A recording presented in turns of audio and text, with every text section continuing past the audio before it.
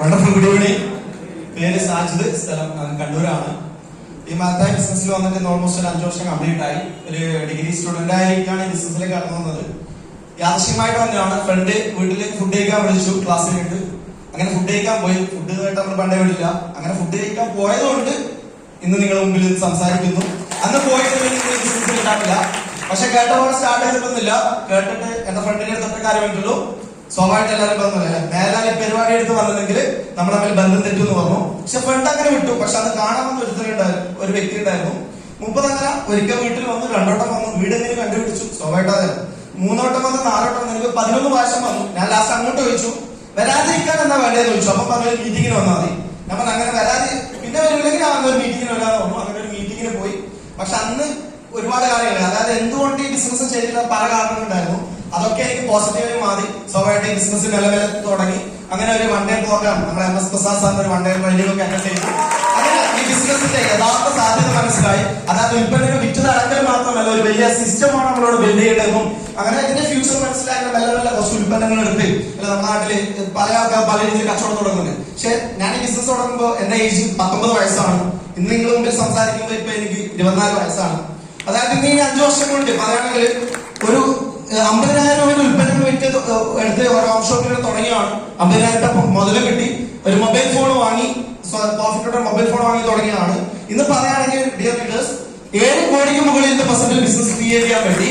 ഇന്ന് പറയുകയാണെങ്കിൽ ഇന്ന് ഓൾമോസ്റ്റ് 1,80,00,000 മുകളിൽ ബിസിനസ് കൂടെ മാച്ച് ചെയ്തിട്ടാണ് നിങ്ങളുടെ മുമ്പിൽ നിൽക്കുന്നത്. ഇൻഷാല്ലാഹ് ഏതാനും ദിവസങ്ങൾക്കുള്ളിൽ കമ്പനിയുടെ പ്രസ്റ്റീജിയസ് റാങ്കായ നാഷണൽ ടീ കോഡിലേക്ക് പോവാണ്.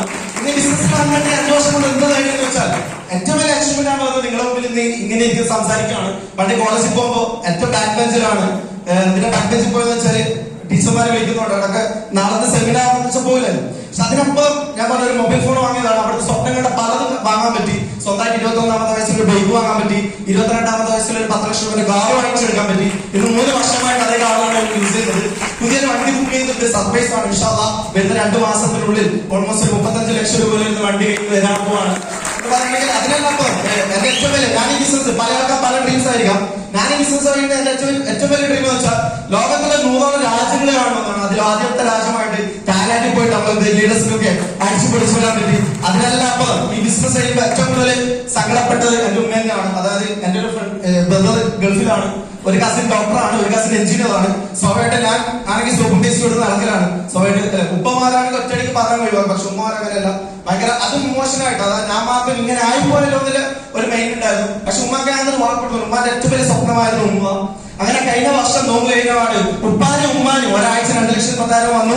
അതേ 2,00,000 ആദ്യത്തെ 2,000 മൂന്നാമത്തെ 4-ാമത്തെ 2,10,000 ആയിരുന്നു. അങ്ങനെ ആ 2,10,000 മതിയായി കൊടുത്തു. ഉമ്മാനും ഉപ്പാനും വിദേശ രാജ്യം മൂന്നൊക്കെ അയക്കാൻ പറ്റി.